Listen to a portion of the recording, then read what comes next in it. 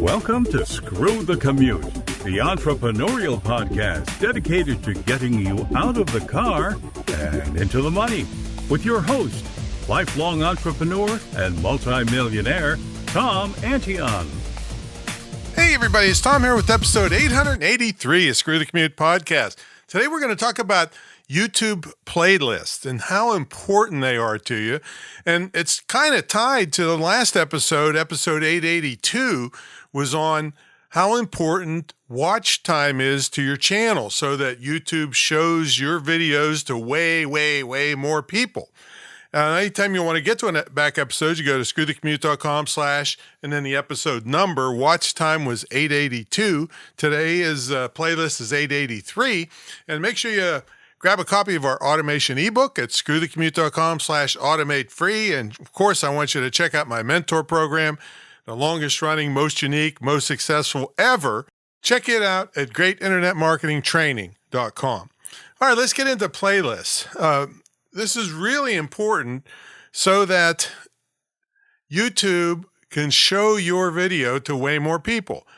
Now, YouTube has been putting a really big emphasis on this because all the social media wants you to keep people on there longer so they can sell more ads. That's the bottom line. I've been saying that for years. So it's better if they watch 4, 5, 6, or 10 of your videos than just one. And if you make it easy for them, it's more likely that they're going to do that. Now, one of the things they've been doing is under your video, let's say people are looking at one of your videos. You might have emailed and told them about it, but however they got there, they're watching one of your videos. If that video is in a playlist, YouTube is showing the name of the playlist, the title of the playlist, under the title of the video they're watching. So they can, if they like that video, they can click there into a playlist of a bunch of similar or related videos. So that's, again, a very simple thing. If you just take the time to start making playlists, you're going to increase your views for sure. No question about it. And one thing I should tell you is that other people's videos can be in your playlist. You can put any video on YouTube in your playlist. Now, is that a good idea? Well, maybe it is if you can put some big name videos in there to suck people in, but pretty much we want your watch time and your audience retention and all that stuff, which I covered in episode 882, to increase. So I suggest you stick with your videos. Now, you can have a custom thumbnail for your playlist to make it interesting. And here's another thing that they're doing now. You can corroborate with other people, or collaborate, I should say, with other people. That means you could make a deal with another channel that they can upload stuff to your playlist and that you can upload stuff to theirs. So both of you get cross promotion. Now, you can do it with multiple channels. It's not just one. So that's another cool way to take advantage of other people's channels that never heard of you. And the same thing, it's fair. They're taking people from they're not taking them away from you, but they're getting exposure to your people. So it's a fair deal. Just make sure that you are collaborating with good people, because you don't want to be looked at as a schmuck if you collaborate with a schmuck. All right. Let's see. So what you do is you go into your studio. You got to be logged in to your YouTube thing. And depending on when you're watching this, you would click on either content. I think the latest thing is content and then playlist. But sometimes there used to be just a button that said playlist. And that's where you basically pick the videos that you want to have in your playlist. You got to pick a name for your playlist. And make sure it's a descriptive name. So don't just put money making. Just you can make a playlist more descriptive. How to use affiliate marketing to make lots of money. So it's more specific. And then a lot of the people that do this stuff don't understand that you can make a description of your playlist. You know how you make a description under each video? You can have a description of your playlist, and it shows up all over the place. So, and it helps people make a decision if they want to mess with check out your playlist or not. Now, another thing that they allow you to do now is to reorder the videos in your playlist. So it used to be they'd just be thrown in there in whatever order you picked them. But now you can reorder and slide up and down and pick which ones you want people to see first. So that's another feature that's available now.